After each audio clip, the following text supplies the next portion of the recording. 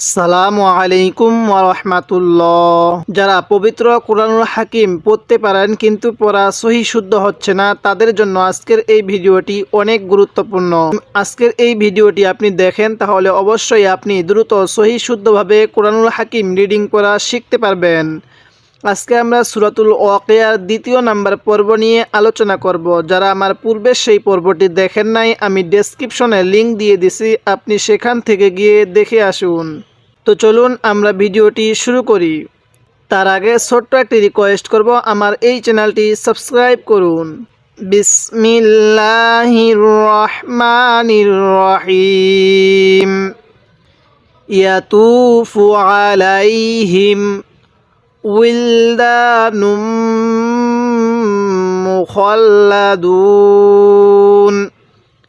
ইয়াতুফু, এই তো এর মধ্যে আমরা এক আলিফ টান দিব, কারণ পেশের বামে ওয়াও সাকিন এক আলিফ টানতে হবে। তাহলে ইয়াতুফু আলাইহিম, আইনটা একটু চাপ দিয়ে পড়ব, আলাইহিম। ইয়াতুফু আলাইহিম উইলদানুম, এই মিমের মধ্যে নাকের বাসি দ্বারা গুন্নাহ করব, কারণ মিমে নুনে তাজদিদ হলে গুন্নাহ করা ওয়াজিব হয়ে যায়। তো এই জায়গার মধ্যে মিমের উপর তাজদিদ আছে, এজন্য আমরা এখানে গুন্নাহ করা আমাদের জন্য ওয়াজিব। তাহলে কিভাবে পড়ব? উইলদানুম মুখাল্লাদুন। এখানে ওয়াকফের সময় 3 আলিফ টান দিব।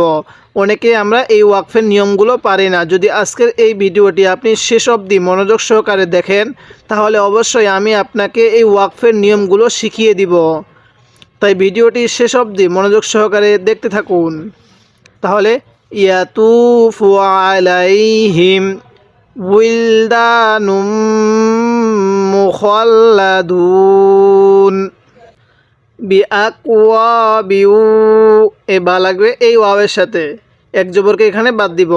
বিআকওয়াবিউ ওয়া আবারিক, এই যে হামজা আছে এই হামজার মধ্যে আমরা টান দিব না। তাহলে কিভাবে পড়ব? বিআকওয়াবিউ ওয়া আবারিক। তবে এই জায়গায় যদি ওয়াকফ করেন তাহলে আপনার কোনো অসুবিধা হবে না। তাহলে কিভাবে পড়ব? বিআকওয়াবিউ ওয়া আবারিক ওয়া কাসিম মিন মাইন। এই যে এই জায়গার মধ্যে এটা কিন্তু লাম না, অনেকে এটাকে লাম ভেবে লাম পড়ব, এটা লাম না, এটা হামজা। তাহলে সিন লাগবে আবার এই মিমের সাথে। তাহলে কিভাবে পড়ব? ওয়া কাসিম মিন মাইন, এই মিম লাগবে এই মিমের সাথে, এই নুন সাকিনের সাথে লাগবে না। এখন অনেকে হয়তো বলতে পারেন যে হুজুর, এই যে আয়াতের শেষ হরফের মধ্যে 2টি জের আছে, এখানে 2টি জের বাদ দিলেন কেন? ওয়াকফের সময় শেষ হরফের মধ্যে যদি এরকম 2 জের থাকে তাও বাদ দিব, যদি 2 জবর থাকে তাও বাদ দিব, যদি 2 পেশ থাকে তাও বাদ দিয়ে দিব। এটা ওয়াকফের সময় পড়ার একটি নিয়ম। তাহলে বিআকওয়াবিউ ওয়া আবারিক ওয়া কাসিম মিন মাইন, এরকমভাবে শিখব। লা ইউসাদ্দাউনা আনহা, কিভাবে পড়ব? লা ইউসাদ্দাউনা আনহা ওয়া লা ইউনজিফুন, এই যে নুন সাকিনটি দেখতেছেন এই নুন সাকিনের মধ্যে গুন্নাহ করব। তাহলে লা ইউসাদ্দাউনা আনহা ওয়া লা ইউনজিফুন, এরকমভাবে শিখব। এই সূরাতুল ওয়াকিয়ার অনেক ফজিলত রয়েছে, তার মধ্যে একটি হলো যদি কোনো ব্যক্তি এই সূরাটি প্রত্যেক দিন মাগরিবের নামাজের পরে এই সূরাটি তেলাওয়াত করে বা পাঠ করে বা শুনে তাহলে অবশ্যই তার রিজিকের পেরেশানি থাকবে না। ওয়া ফাকিহাতিম মিম্মা ইয়াতাখায়্যারুন, কিভাবে পড়ব? ওয়া ফাকিহাতিম, গুন্না করব, ওয়া ফাকিহাতিম মিম্মা ইয়াতাখায়্যারুন। যারা এই মুহূর্তে আমার ভিডিওটি দেখতেছেন তাদের কাছে আমি একটি রিকোয়েস্ট করব, আমার এই চ্যানেলটি সাবস্ক্রাইব করুন এবং ভিডিওতে একটি লাইক দিয়ে দিবেন, যাতে করে এই ভিডিওটি আরও মানুষের কাছে পৌঁছে যায়। ওয়ালাহমি তয়রিম মিম্মা মিম্মা এরকমভাবে। তাহলে ওয়ালাহমি, অনেকে এই হাটা উচ্চারণের সময় মুখ দিয়ে হালকা আওয়াজ করি না, আওয়াজ করব না, মুখ দিয়ে হালকা বাতাস বের করব। তাহলে ওয়ালাহমি তয়রিম মিম্মা ইয়াশতাহুন, ইয়াশতাহুন, ওয়াকফের সময় 3 আলিফ। তাহলে আমরা কিভাবে পড়ব? ওয়ালাহমি তয়রিম মিম্মা ইয়াশতাহুন ওয়াহুরুন ঈন, ওয়াহুরুন। এখানে স্পষ্ট করে পড়ব, কারণ এই তানবিনের পরে 2 জবর 2 জের 2 পেশকে তানবিন বলে। আর এই তানবিনের পরে যদি ইজহারের হরফগুলো থাকে, ইজহারের 6টি হরফ হামজাহা, আইনহা, গইন, খ, এই 6টি হরফ থেকে কোনো একটি হরফ যদি এই তানবিনটির পরে থাকে, তাহলে অবশ্যই আমরা ওই তানবিনটিকে স্পষ্ট করে পড়ব। যেমন এই তানবিনের পরে আইনটি হলো ইজহারের হরফ, এজন্য আমরা এই তানবিনটিকে স্পষ্ট করে পড়ব। তাহলে ওয়াহুরুন ঈন কাআমসালিল, কিভাবে পড়ব? কাআমসালিল লুলুইল মাকনুন, লুলুইল কিভাবে পড়ব? এটা লাম লাগবে এই হামজায়ের সাথে, লুলুইল মাকনুন। আরেকবার আমার সাথে পড়ুন, কাআমসালিল লুলুইল মাকনুন জাযাআম। এই জায়ের মধ্যে কিন্তু আমরা 4 আলিফ টান দিব, কারণ মদের হরফের উপর এরকম মোটা চিহ্ন, এরপর এরকম গোল হামজা থাকলে সেখানে আমাদের 4 আলিফ টানতে হবে। তাহলে এই যে মদের হরফের উপর মোটা চিহ্ন, এরপরে গোল হামজা, তাহলে কয় আলিফ টান দিব? এবার আপনারা বলবেন। হ্যাঁ, 4 আলিফ টান দিব। তো কিভাবে পড়ব? জাযাআম। এবং আমরা এরকম ছোট মিম কুরআনুল হাকিমের মধ্যে যেখানেই দেখব সেই জায়গার মধ্যে আমরা এই ছোট মিমটি গুনাহ করব। তাহলে জাযাআম বিমা কানু ইয়ামালুন, এরকমভাবে শিখব।